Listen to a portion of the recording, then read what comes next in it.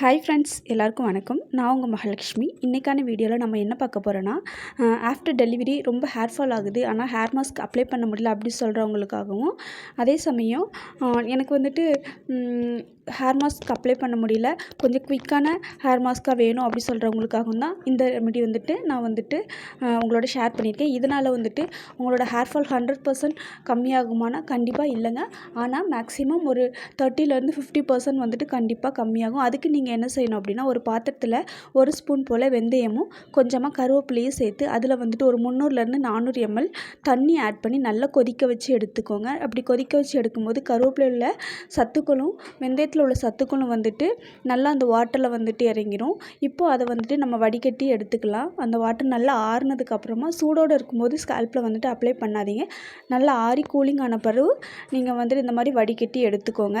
இப்போ இதை வடிகட்டி எடுத்துக்கிட்டு உங்களுக்கு ஹேர் மாஸ்க்கு அப்ளை பண்ணணும் அப்படின்னா, நீங்கள் வந்துட்டு குளிக்கிறதுக்கு ஒரு 15 மினிட்ஸ் முன்னாடி ஒரு ஸ்ப்ரே பாட்டிலில் இதை வந்து மாற்றிட்டு உங்கள் ஸ்கேல்ப்பு பூரா ஸ்ப்ரே பண்ணி ஒரு 5 மினிட்ஸ் மசாஜ் கொடுத்துட்டு அப்புறமா நீங்கள் வந்துட்டு ஹேர் வாஷ் பண்ணிக்கலாம். இதுவே ஆஃப்டர் டெலிவரியில் இருக்கவங்க வந்துட்டு என்ன பண்ணலாம் அப்படின்னா, நீங்கள் குளித்து முடித்ததுக்கு அப்புறமா உங்களோட ஹேர் வாஷ் எல்லாம் முடித்ததுக்கப்புறம் லாஸ்ட்டாக ஃபைனலாக இந்த வாட்டரில் வந்துட்டு உங்கள் ஹேரை வந்து ரின்ஸ் பண்ணிவிட்டு அப்படியே விட்டுடலாம். அதுக்கப்புறம் ஹேர் வாஷ் பண்ணணுங்கிற அவசியம் கிடையாது.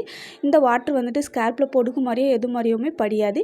மீதி கூட எக்ஸ்ட்ரா கொஞ்சம் தண்ணி சேர்த்து எடுத்துக்கிட்டிங்க அப்படின்னா, நீங்கள் இதையே வந்துட்டு ஷாம்பு மிக்ஸு கூட யூஸ் பண்ணிக்கலாம்.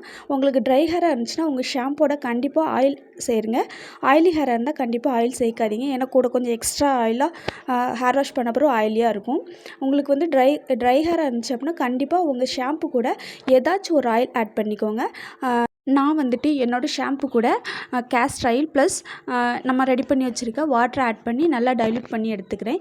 இப்படி நம்ம வந்துட்டு ஷாம்பை நல்லா டைல்யூட் பண்ணி யூஸ் பண்ணோம் அப்படின்னா ஷாம்பில் உள்ள கெமிக்கலோட அளவு வந்து கொஞ்சம் கம்மியாகும். அதனால் நமக்கு ஹேர் ஃபாலும் கண்ட்ரோல் ஆகும். அதே சமயம் நல்லா ஒரு ஹேர் க்ரோத்துக்குமே ரொம்பவே ஹெல்ப் பண்ணும். நீங்கள் வந்துட்டு மட்டும் இல்லைங்க, அதுக்கு பதிலாக வேறு நேச்சுரல் இன்க்ரீடியன்ட் எதுனாலும் நல்லா பாயில் பண்ணி இந்த மாதிரி ஷாம்பு மிக்ஸ் கூட மிக்ஸ் பண்ணி யூஸ் பண்ணலாங்க. அதுக்கு முன்னாடி நீங்கள் இப்போ தான் என்னோடய சேனலை ஃபஸ்ட் டைம் பார்க்குறதுனா மறக்காமல் சப்ஸ்கிரைப் பண்ணிக்கோங்க. சப்ஸ்கிரைப் பண்ணுறது மட்டும் இல்லாமல் ஆளுங்கிற பெல் பட்டனையும் அழுத்திக்கோங்க. அப்போ தான் நான் அடுத்தடுத்த போடுற வீடியோவோட நோட்டிஃபிகேஷன். இந்த வீடியோ உங்களுக்கு பிடிச்சிருந்துச்சுன்னா மறக்காமல் லைக் பண்ணிக்கோங்க ஃப்ரெண்ட்ஸ். நீங்கள் கொடுக்குற சின்ன சின்ன லைக் அண்ட் சப்போர்ட்டாக எனக்கு பெரிய மோட்டிவேஷன் ஃப்ரெண்ட்ஸ். Bye friends.